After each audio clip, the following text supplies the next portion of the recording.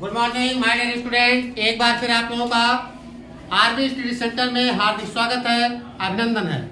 आज मैं आप लोगों के लिए लेकर आया हूँ कुछ महत्वपूर्ण फार्मूला जो कि होगा घन घना बेलन सम। इससे संबंधित फार्मूला अगर आप लोग फार्मूले को अच्छे ढंग से अच्छे तरीके से समझ लेंगे तो कोई भी क्वेश्चन होगा आप लोग आसानी से उस क्वेश्चन को सॉल्व कर सकते हैं। तो सबसे पहले आते हैं हम घन पर। इधर से बना रहे हैं घन, जिसको हम क्यूब बोलते हैं। घन क्या होता है उसके पहले हम चित्र बनाते हैं।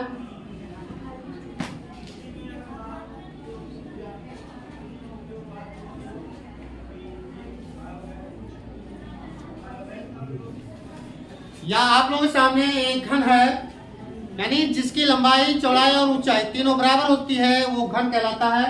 मान लीजिए घन की भुजा ये है। मान लेते हैं कि घन की भुजा ये है। तो सबसे पहले घन का आयतन ये हो जाएगा लंबाई गुणे चौड़ाई गुणे ऊंचाई। लंबाई गुणे चौड़ाई गुणे ऊंचाई, लेकिन तीनों इसमें क्या है, समान है। क्योंकि अगर समान नहीं रहेगा तो क्यूबॉइड हो जाएगा और घनाभ हो जाएगा। तो ये हो जाएगा ये मल्टीप्लाई ये, यानी ये क्यूब घन का जो आयतन होगा वो एक क्यूब होगा, भुजा क्यूब होगा।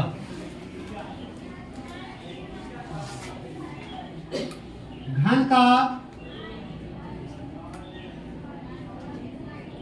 विकर्ण, घन का विकर्ण ये होता है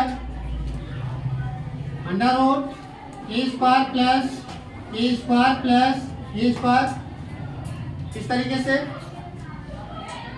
ये हो जाएगा 3a स्क्वायर, यानी ए का वर्गमूल निकलेगा तो ए अंडर रूट 3 हो जाएगा घन का विकर्ण। घन का संपूर्ण पृष्ठ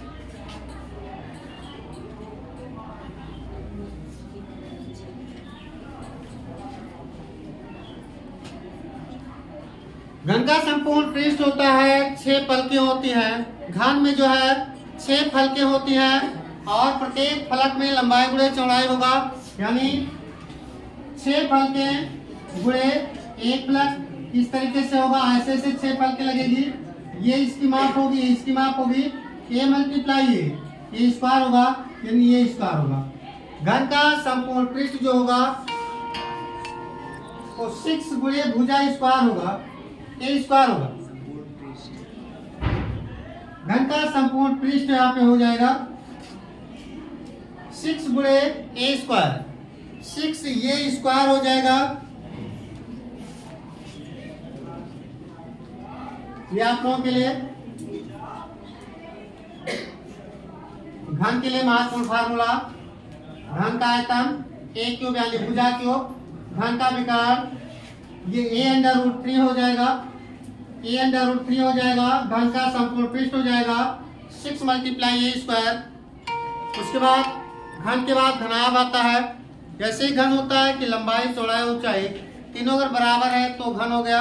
अगर तीनों भिन्न भिन्न है तो क्या हो जाएगा, क्यूबॉइड हो जाएगा, घनाभ हो जाएगा। घनाभ इसकी जो शेप होगी इस तरीके से बनाएंगे इसको।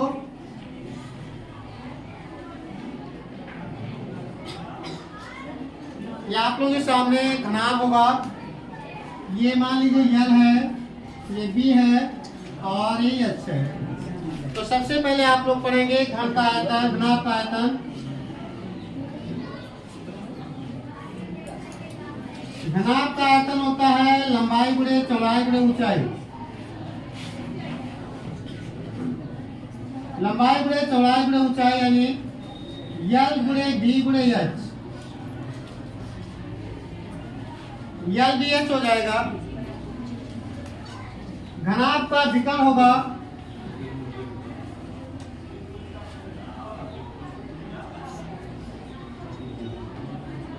Under root L square plus B square plus H square. ये जो है घनाभ का विकर्ण होगा। उसके बाद घनाभ का संपूर्ण पृष्ठ होगा।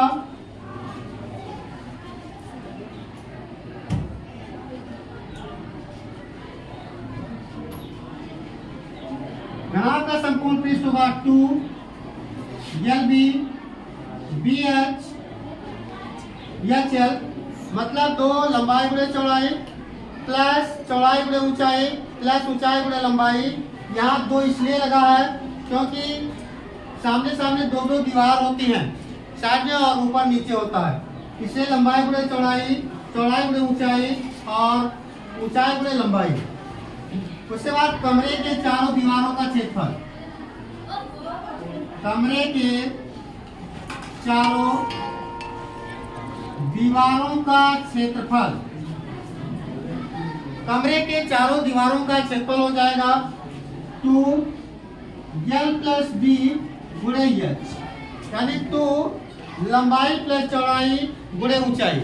ये जो है कमरे के चारों दीवारों का क्षेत्रफल हो जाएगा।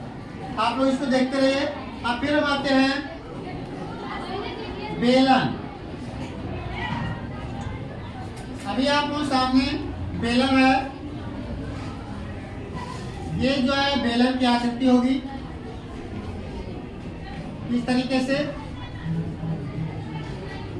बेलन के ऊपर और निचली जो हिस्सा दिखता है वो वृत्ताकार दिखता है। तो सबसे पहले बेलन का आयतन क्या होगा? बेलन का आयतन होता है πr²h। बेलन का आयतन जो होगा वो πr²h होगा।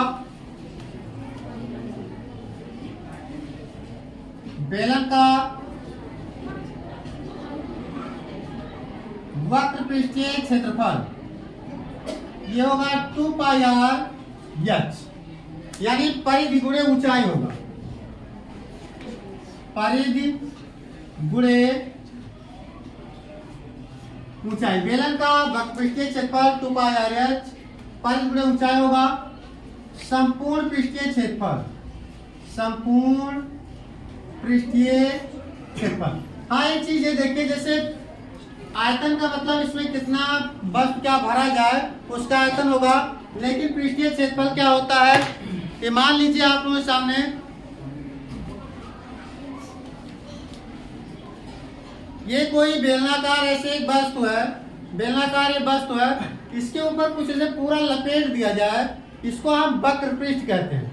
इस हिस्से को हम वक्र पृष्ठ कहते हैं। और जब ये वाला हिस्सा, ये ढोल वाला जो हिस्सा है, इसको भी अगर हम बंद कर दें तो संपूर्ण पृष्ठ कहलाता है। तो आप लोग इसको समझिएगा कि ये पूरा हिस्सा एक राउंड लपेटने में जो भी वस्तु लगेगी वो क्या कहलाएगी? वो वक्र पृष्ठ कहलाएगी। और इसके ढोल वाले हिस्से को अगर हम बंद कर देंगे तो क्या कहलाएगी? संपूर्ण पृष्ठ कहलाएगी। इस बात को आप लोग गौर कीजिएगा। तो संपूर्ण पृष्ठीय क्षेत्रफल देखिए क्या होता है। सबसे पहले वक्र पृष्ठ उसका πr 2πr(h) होगा,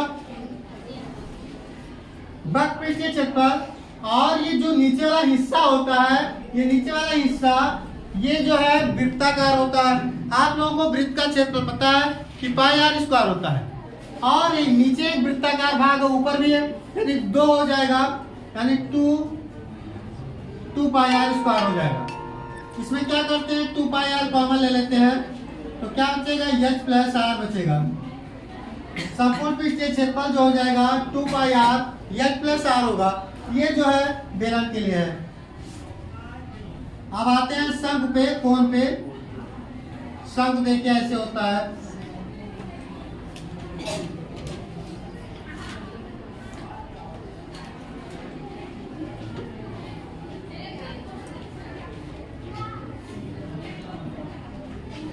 इसमें यहाँ से यहाँ तक हिस्सा जो होगा वो r होगा, ये h होगा और एक तिरछी ऊंचाई l होगा।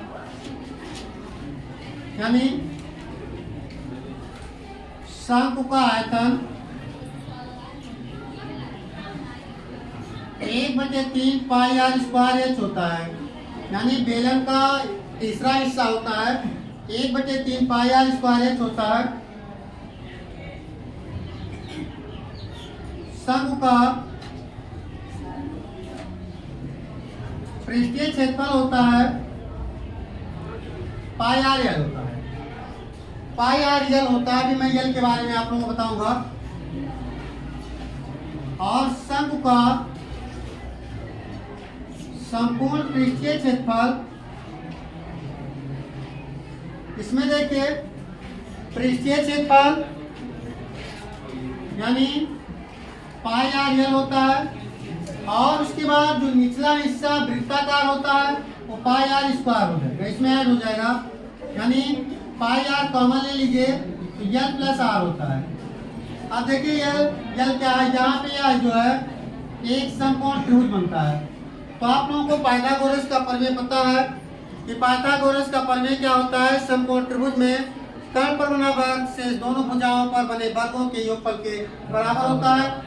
तो ये हो जाएगा यल स्क्वायर बराबर H square plus R square हो जाएगा। यहाँ से यल बराबर under root H square plus R square हो जाएगा। अगर मान लीजिए एच निकालना, एच स्क्वायर बराबर L square minus R square, या एच स्क्वायर बराबर एच बराबर under root L square minus R square, या आर स्क्वायर बराबर L square minus H square, R बराबर under root H square minus R square. इस तरीके से आप लोगों के सामने चार बहुत ही महत्वपूर्ण फार्मूला आप लोगों के सामने दिख रहा है।